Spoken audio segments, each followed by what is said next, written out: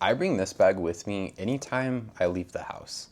And inside are all my sensory accommodations and things that I need to feel a little bit more comfortable going out into the real world as an autistic person who also has pretty big challenges with sensory issues. And so I thought it'd be kind of fun to show you what's inside my sensory accommodation bag as an autistic person. So let's go ahead and open it up and jump right in here. And I'm going to explain what each thing does and how it helps me. So right off the bat, takes up the most space, a pair of sunglasses. So these help me when lights are overstimulating for me. And I'm trying to be a little bit more comfortable, confident in wearing these even inside when I need to. And I'll be completely honest, it does feel a little bit awkward at times to wear sunglasses inside because there's that fear of judgment from other people. But there's certain places, some examples I can think of, like certain grocery stores that have like super intense white fluorescent lights just lined up on the ceiling that like literally make a such like a painful experience for me in my body. Doctors' offices, a lot of times they use like bright overhead lights, like especially in like the waiting rooms and stuff. Just anywhere that, or like some like retail stores, like at the mall and stuff. So just like anywhere that has those sort of lights, it's really overwhelming for me. And so just keeping these with me in case it gets to the point where I can't tolerate it anymore is really helpful. And I'm trying to like be more comfortable with wearing these inside if I need it, but I will admit it is still hard for me just because like I don't want to be misperceived, which is a whole nother issue in itself that I'm also working on. But the next thing in my bag is a pack of gum. This pack is falling apart, as you can see. I had to tape it up, and I think there's only like one or two pieces left in there. I cannot stand the taste of like food in my mouth after I eat, or even just like that like taste of like our saliva, like that dry mouth taste. I always have to keep gum with me, and if the flavor in my mouth or like the texture in my mouth is overstimulating, I know that I have gum to help with that. The next thing in my bag is this fidget toy from Ono. Now, full transparency, I do work with them to create content on a regular basis, but I wouldn't be creating the content if I didn't love this product. And this video itself is not sponsored, but I do have a link to the Ono roller below, which gives you a discount and provides me with a little bit of affiliate commission. Just want to put that disclosure out there. But I love using my Ono roller. I like it because it is pretty discreet. Like I can just hold it in my hand. If I'm at like those overwhelming places, again, like malls or grocery stores, I can kind of hold it down here where no one can see, or I can even like keep it in my pocket. Just like the weight of it and then the rolling motion, the repetitiveness of it feels really satisfying. I like to bring this with me just to kind of like help me regulate a little bit, and it does help me stim a little bit more subtly if I do feel like I need to do that wherever I am. We also keep some of these in our fidget toy basket that we have on our kitchen counter at home. So sometimes I'll utilize it at home too if I like can't focus, or if I feeling a lot of like pent up energy, or if I just need something also to help me regulate. The next thing in here, I don't know what this is called.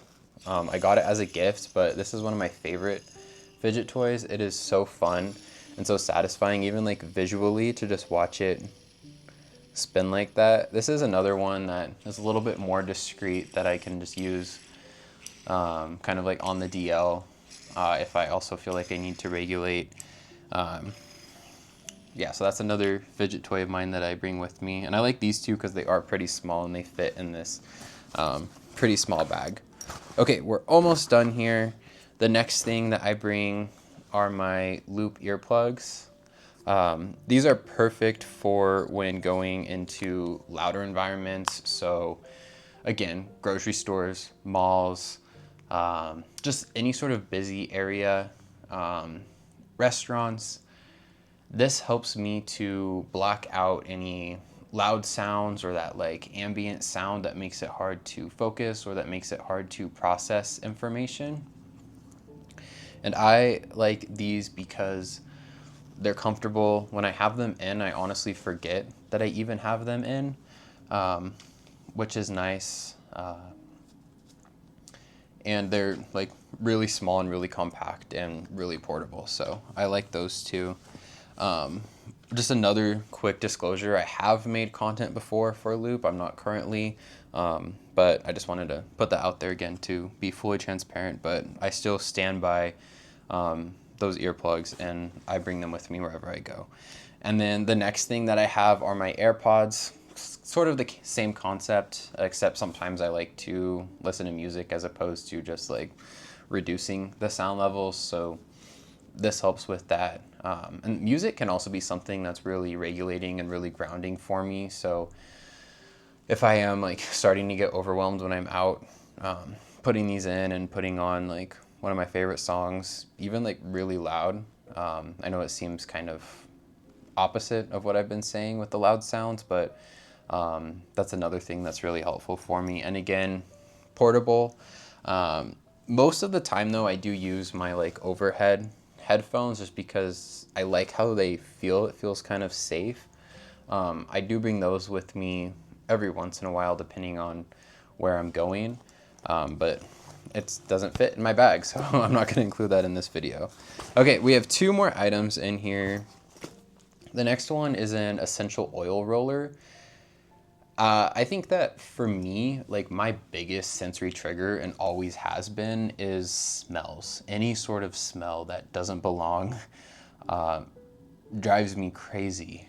This could be like perfumes, fabric softener, another person's body odor,